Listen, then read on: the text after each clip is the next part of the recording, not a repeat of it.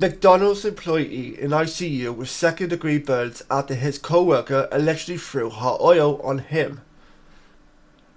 To say Jacob Smith is lucky to be alive is probably considered an understatement given how much he suffered when this employee or co-worker of his just randomly decided to throw hot oil on him without any explanation given so far anyway.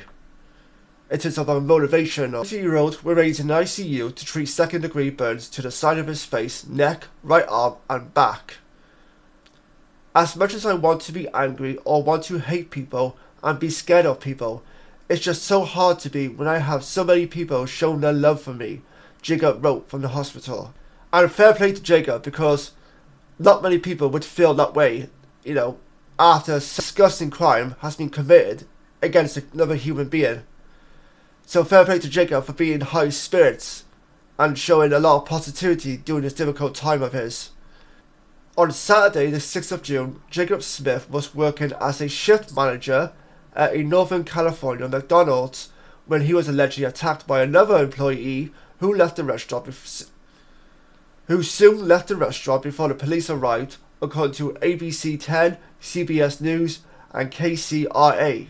Following the incident, Yuba City Police Lieutenant Michael Bullard told ABC 10 that the victim was walking around ambulatory and able to communicate with them, but had obvious burn marks on his upper torso and his face area.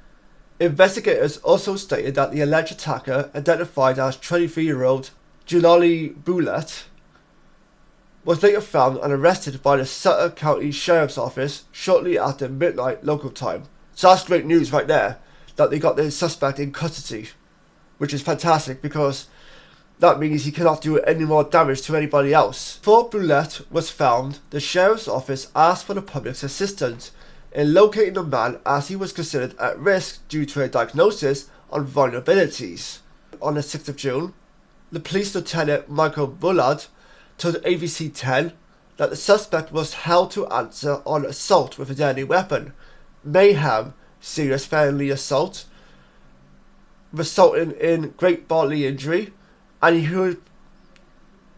he was being held to answer on that at the arraignment, and he is currently being held in Sutter County with no bail. After Jacob sustained burns to the side of his face, neck, right arm, and his back, his mother, Amber Smith, told KCRA that her son was prepping to end his shift when he was suddenly assaulted and given second-degree burns over 22% of his body. He was in the office getting ready to count the money when he saw out the corner of his eye something, and he just turned and the oil was just thrown on him, Amber alleged. The pain he is experiencing is so exhilarating that they can't give him a level of pain medicine outside the ICU. She continues to say, I want justice to be served. I want him to serve the time he needs to serve for what he's done to my son. I don't wish bad things towards him. I just want him to understand what he did. Really understand what he did. And the pain that he caused to my son is exhilarating. In a statement to People, John Cook, the owner and operator of the McDonald's location, said, the serious incident that took place at our restaurant this past weekend is deeply concerning, and our focus is on supporting our employee Jacob as he recovers. Here of the suspect, Junali Bulett, being committed to support Jacob in his recovery. His mum Amber shared that he is scheduled for skin graft surgery later this week, because there are some places that are pretty deep in terms of his burns. She also included a message from her son, who thanked God for bringing out the best possible result in the worst situation.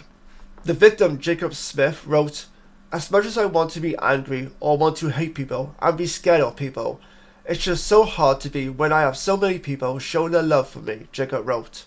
I'm not sad and I'm not angry, and the pain doesn't cause me grief because I know it's necessary to heal. I'm so thankful for everybody.